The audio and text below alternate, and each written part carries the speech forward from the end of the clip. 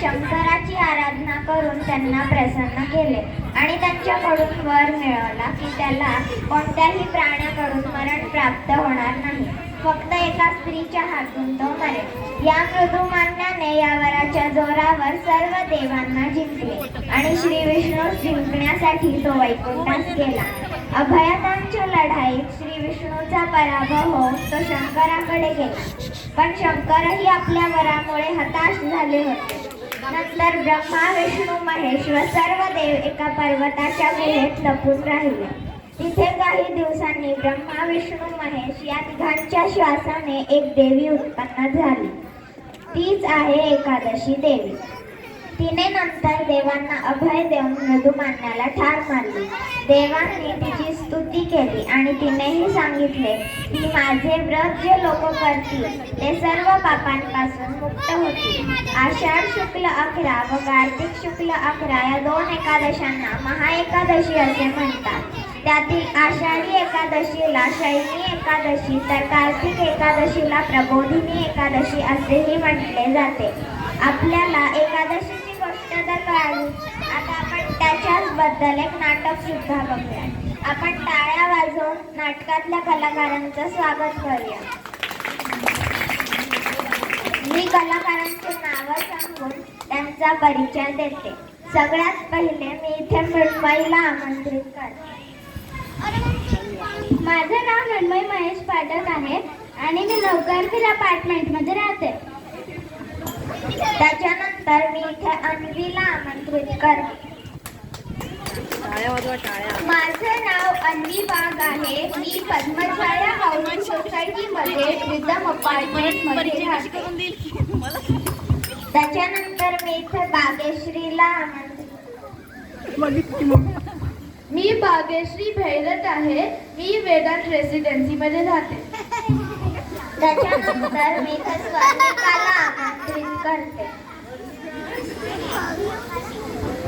माझे नाव स्वर्णिका आहे. मी अनिका अपार्टमेंटमध्ये राहते.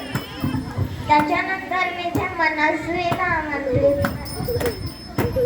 माझे नाव मनस्वी आहे. मी श्रमसाफल्य बिल्डिंगमध्ये राहते.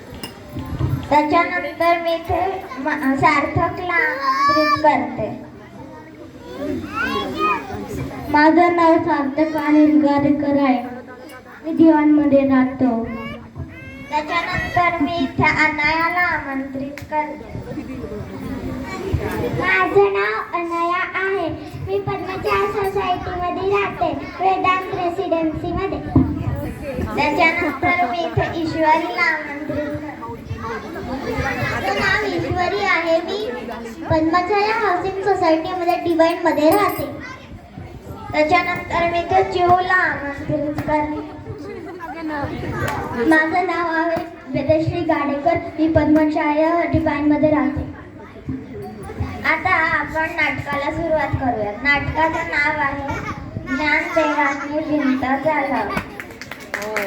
आपण टाळ्या वाजवून स्वागत करू.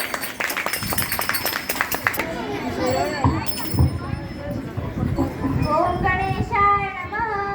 ओम गणेशाय नमः. ओम गणेशाय नमः. ओम गणेशाय नमः. ओम गणेशाय नमः.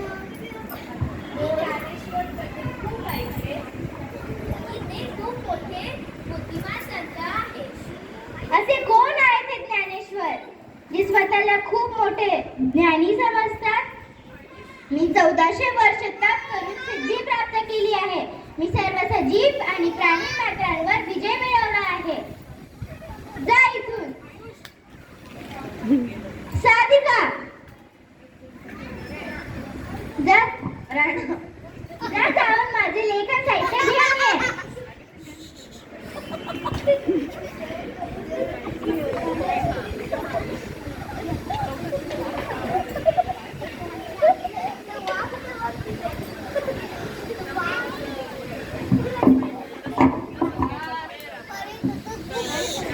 काय बरे लिहावे? चिरंजीव लिहावे तर ते खूप कर्तृत्ववान ज्ञानी आहेत आणि दंडवत लिहावे तर ते वयाने खूप लहान आहेत.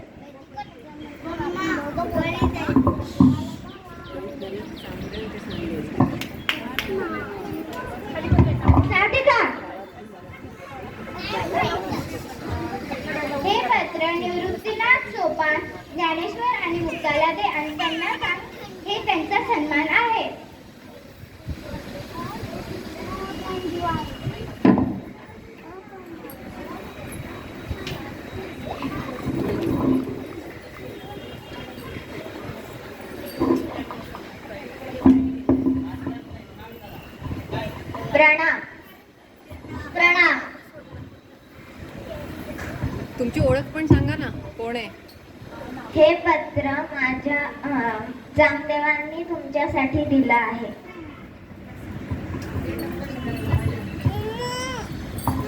निकिता निकिता त्यांना नावं सांगायला सांग ना.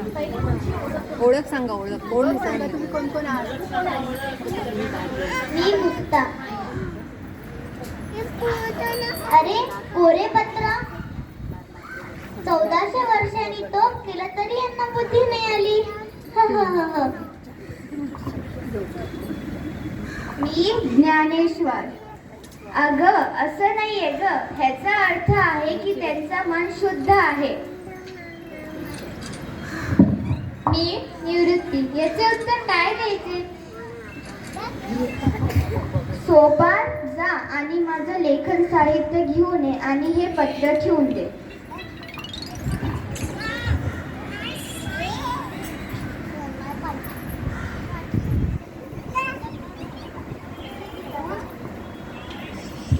हे घ्या दादा.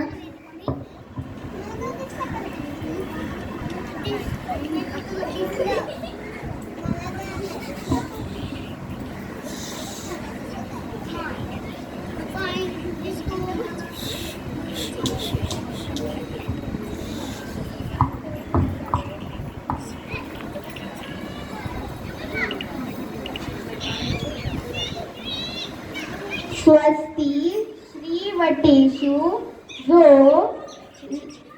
लनोनी जगता भास्यु द्यावी मग ग्रासू प्रगटला कळी.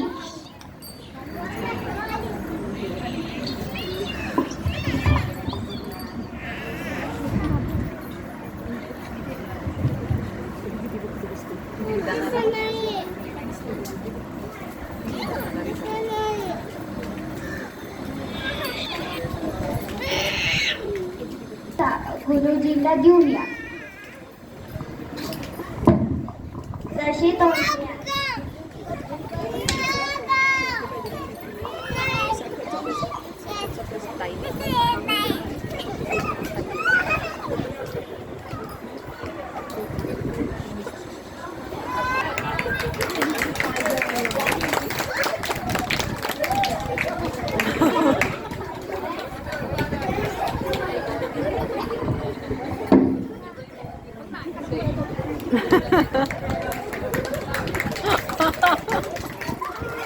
मस्त आहे ना.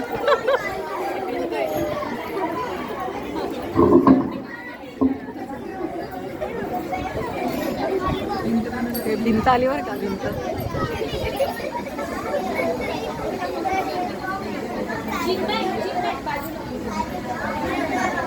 बाई ग, ही भिंत मधली भिंत सारी पाहिजे.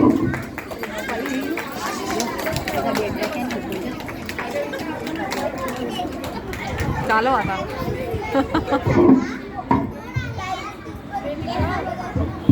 दादा ही कोण आहे?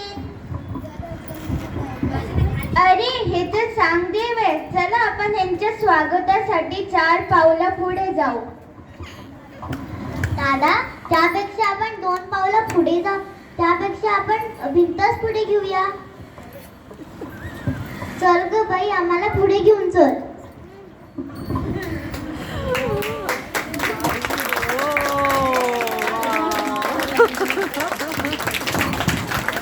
अरे ही भिंत चालत कशी आहे?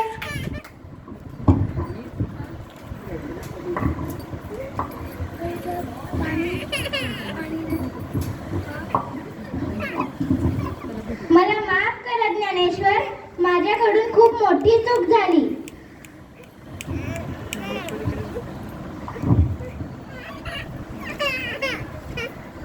माफ केलं तुम्हाला चांगदे, पण पुढच्या वेळेस अशी चूक परत नका करू. असं म्हणाले.